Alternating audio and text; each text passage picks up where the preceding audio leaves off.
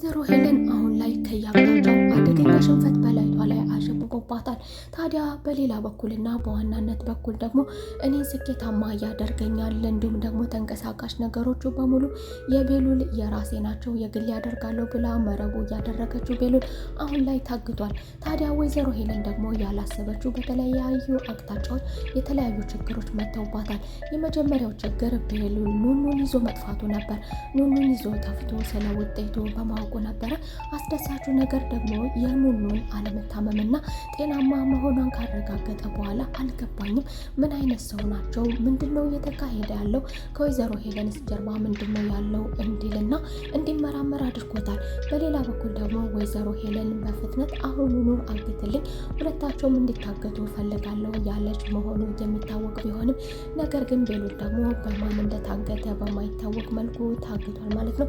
ታዲያ አጎቱ ደግሞ ልጄ የጠፍቶ ነው የኔ ቤሉል ከዚህ ቤት 24 ሰዓት የሚሆን ለሰከንድ ጠፍቶ ተኝተሽ አታድሪያትም በማለት ማንቁርቷ ይዟታል።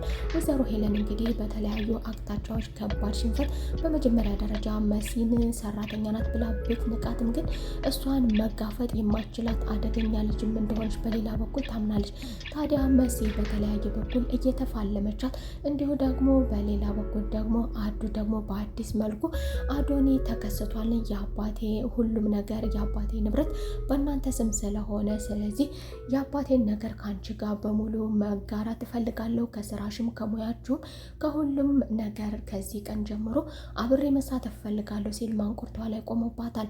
ታዲያ ወይዘሮ ሄለንም ደግሞ የአዱ ከዚህ ከመሬት ተነስቶ እንደዚህ መሆን በእጅጉ አስደንግቷን ነበር። አልገባኝም፣ ምን እያልክ ነው? ምን ለመሆን እየሞከርክ ነው? ከዚህ በፊት እንዲጠነቀቅ ነግራው ነበረ። መጠየቅ የሌለብህን ነገርና ማወቅ የሌለብህን ነገር አትጠይቀኝ በማለት አስጠንቅቀው ነበር። አዶኒም ታዲያ ይበልጥ ደግሞ አንዳንድ ፋይሎችን ከክፍሏ እየገባ ካሜራውን ባስቀመጠው መልኩም ቢሆን እንዲሁም ደግሞ አንዳንድ ፋይሎችን ካስቀመጠችበት ቦታ ወስዶ ስለነበረ እንግዲህ ወይዘሮ ሄለንን በተለያዩ ነገሮች ግጥም አድርጎ ይዟታል ማለት። ሰላም ጤና ይስጥልኝ ውድና የተከበራችሁ የቻናል ቤተሰቦች እንደምን አላችሁ? ሁላችሁም በያላችሁበት የዓለም ዳርቻ ሰላማችሁ ብዝት ይበልልኝ። ቪዲዮን ከወደዳችሁት ላይክ በማድረግ ጀምሩ፣ እንዲሁም ደግሞ ሼር ማድረግ ቤተሰብ ይሁኑ እያልኩኝ እንግዲህ ወይዘሮ ሄለን ደግሞ የተለያዩ ነገሮች አዳዲስ ነገሮች ወደታች እንደረገጧትም እሷንም እሪ ብላ የምትጮህበት ነገር እንደገጠማት ተመልክተናል። ወይዘሮ ሄለን በመጀመሪያ ኑኑን ለምታደርጋቸው ነገሮች መመረዝ ነበር ያደረገችው ውጤት። ኑኑ ጥሩ ሴት ስለሆነች እና ብልህ ሴት ስለሆነች ቤሉልን ታነቃብኛለች፣ ለቤሉል እሷ አትገባም በማለት አንዲት ሌባ ሴት አቅርባለን ነበረ።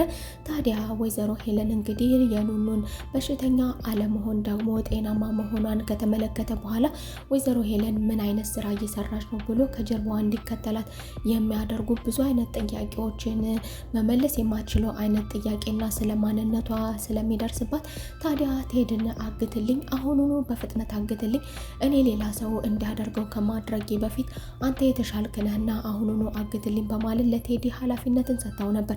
ታዲያ ቴዲም ደግሞ በሌላ በኩል ከመሲ ጋር ቀጠሮ ይዞ ነበረ።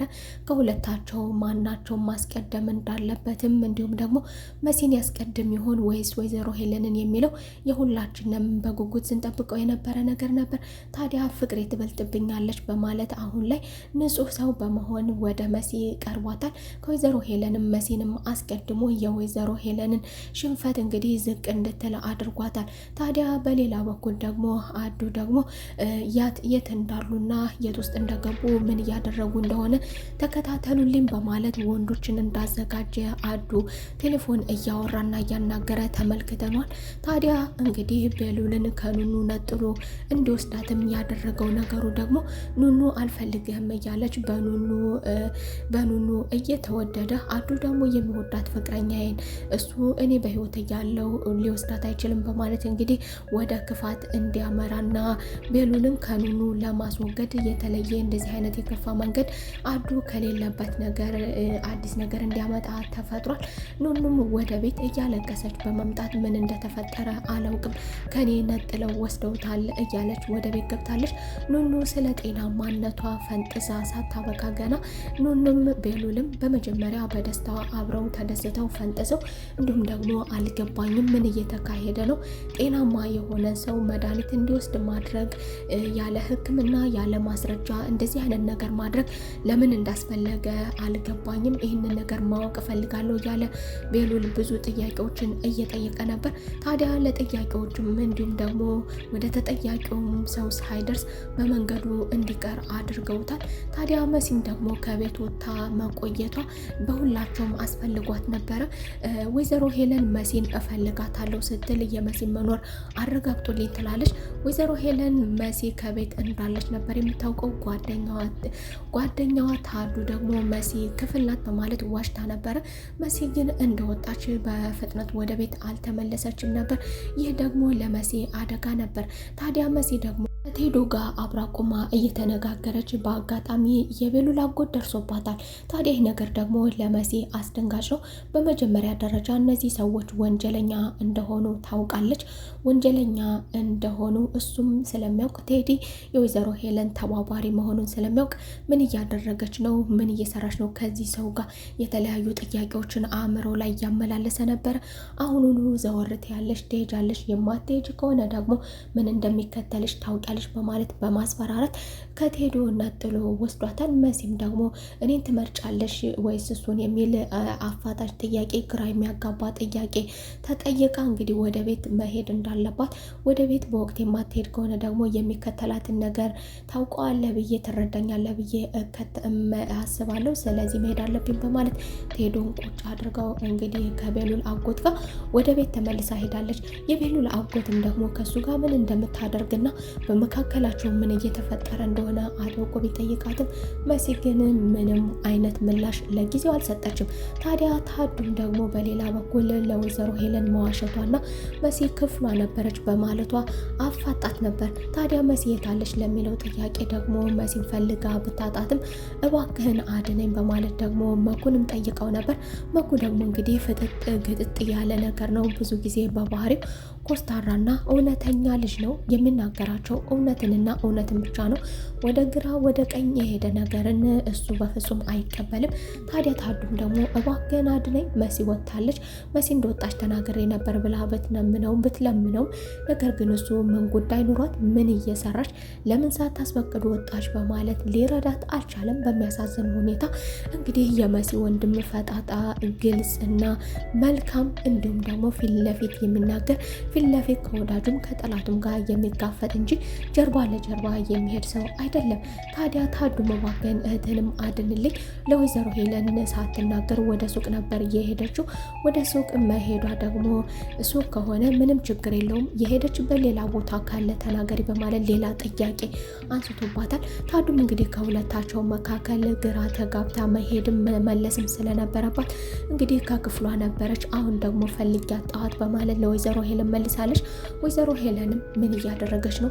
ይቺ ልጅ የት ናት? አስከትላም ደግሞ ለቴድም በመደወል ቴዲ ያዘዝኩህን ነገር አደረግኩኝ፣ አንተ የማታደርገው ከሆነ በሌላ በከፉ ሰዎች ከማድረጌ በፊት አድርገህልኛል በማለት እንግዲህ ጠይቀው ነበር። ቴድም ደግሞ መርዷን ነግሯታል። አንቺ ስለምትዩ ነገር እኔ አላደረኩም፣ ነገር ግን ላደርገው ብዬ ነበረ። ከኔ በፊት ግን በሌላ ሰዎች እንደታገተና ማን እንደሆኑ እነዚህን ሰዎች ሊያውቃቸው እንዳልቻለ ትልቅ መርዶ የሆነባትን ለወይዘሮ ሄለን ነግሯታል። ቤሉል ፍቅረኛ እየተባለችውም ደግሞ ከእህቱ ክፍል እየሄደች መቀመጧ እያናደዳት፣ ወይዘሮ ሄለን አንቺ እኮ የመጣሽው ከዚህ ቤት ለቤሉል ተቀጠረሽ እንጂ ለልጄ አይደለም፣ ለኤልሹ አይደለም፣ ከኤልሹ ክፍል ምን ያልከሰክስሻን ስትልም ቤሉልም በሌለበትም ቢሆን ከመኝታ ክፍሉ እንድትሄድ አስገድዳታለች። ታዲያ ይህችም አደገኛ ልጅ ደግሞ እንደገባች እቃውን እየፈተሸች ነበረ። የቤሉልን ጃኬትም ስትፈትሽ ኑኑ ጋር ተገኝቶ የነበሩትን ጌጣጌጦች ከቤሉል ኪስ በማግኘቷ ይህንንም ነገር ደግሞ ቤሉል ንጹህ ነው፣ ጀግና ነው የተባለውን ልጅ ወንጀለኛ ለማድረግም ሌባ ለማድረግም በቤተሰቦቹ ዘንድ ወስዳ የጠፋባቸውን ንብረት አስረክባለች። ወይዘሮ ሄለንን ለብቻሽ ማናገር እፈልጋለሁ ያለች ቢሆንም ወይዘሮ ሄለን ደግሞ ማናገር እንደማትፈልግና ከቤተሰቦቿ መካከል እንድትናገር አድርጋታለች። ታዲያ ኤልሹ ደግሞ ትምህርት ቤት አልሄድም በማለት እያንቀላፋች የነበረች ልጅ እሷን ከተኛችበት ብድግ አድርጎ የሚያፈርጥ አዲስ ነገር ተፈጥሯል። ይህንን ጌጣጌጥ ቤሉል ነው የሰረቀው። እንግዲህ እናንተ ንጹሐንን ሰርቀዋል ብላችሁ ወንጅላችሁ ነበረ። አንቺም ደግሞ ንብረት የጠፋብኝ ብለሽ ብዙ አድርገሽ ነበር። ያውና ግን እየሰረቀውን ልጅሽ ነው በማለት ቤሉልን በወንጀለኝነትና በሌብነት እንዲጠረጠር አድርገዋለች። እንግዲህ ታዱ ደግሞ ይህንን የተመለከተችው ታዱ ደግሞ እኔ ሳውቀው ቤሉል እንደዚህ አይነት አይደለም፣ ስለዚህ አፍሽን የማዘጊ ከሆነ ደግሞ እኔ አሳይሻለሁ ስትልም ከፊቷ ላይ ቆማለች። ይህ ነገር በእርግጥ ሁላቸውንም አስደንግጧል።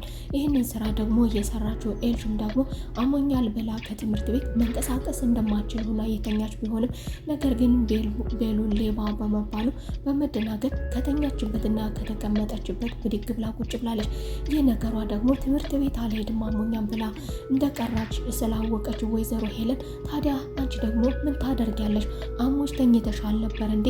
ምን እየተፈጠረ ነው? እዚህ ቤት ግን ምን እየተካሄደ ነው?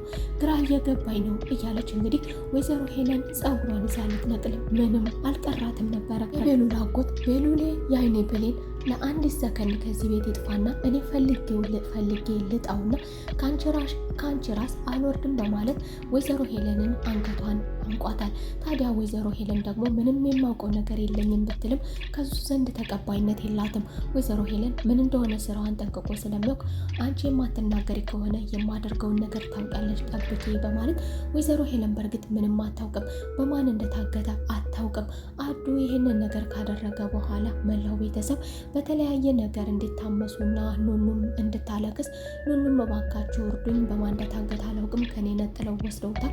እንዲሁ ደግሞ አጎቱም ወይዘሮ ሄለንን ይህንን ነገር ከአንቺ ውጭ ማንም የሚያደርገው ነገር የለም ይላል። ወይዘሮ ሄለንም ደግሞ ቴዲን ማን ነው ይሄ ሰው እወቅልኝ እያለች ነበር። እንግዲህ ለቤሉልም ፍቅረኛ ትሆናለች በማለት ወደ ቤት ያመጧትም ሴት ቤሉልን ሌባ ነው ስትል ከኪሱ እንዳገኘችበትና የወይዘሮ ሄለንን ንብረት የሰረቀው እሱ ነው በማለት ወንጅለዋለች። እንግዲህ ቤሉል ምን አይነት አጋጣሚና ምን አይነት ችግር ውስጥ እንደገባ የታወቀ ነገር የለም። ቤሉል እንግዲህ ታፍኖ ተወስዷል። አጎቱም ወይዘሮ ሄለንን እያፋጠጠ ነበር። በቀጣይ ተመልሰን እስከምንገናኝ መልካም ቆይታ